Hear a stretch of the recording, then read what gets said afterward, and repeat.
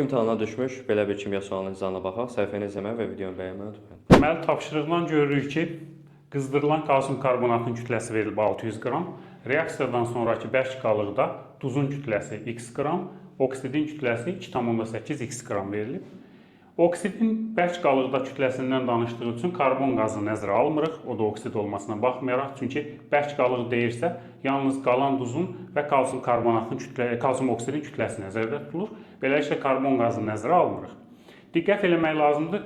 Alınan bərk qalıqda duzun kütləsindən danışır. Onda belə çıxır ki, duz tamamilə parçalanmayıb. Parçalansaydı duz yoxa çıxardı və beləliklə başlanğıc olaraq 600 qram kalsium karbonat götürülüb. Biz onun hansı miqdarını sərf olunduğunu bilmirik.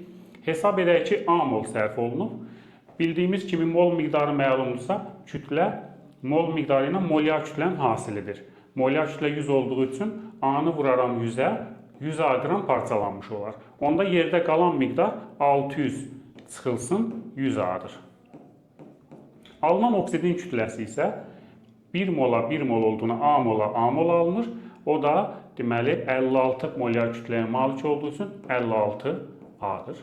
Və beləliklə biz duzun kütləsini x görürük şərtdə, oksidin kütləsini isə 2,8 x görürük.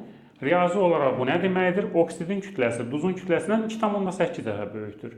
Beləliklə biz qalan duzun kütləsini, yəni 600 çıxılsın 100 A-nı vurarıq 2,8-ə, bərabər alarıq oksidin kütləsi, yəni 56 A və buradan A bərabərdir 5 taparıq.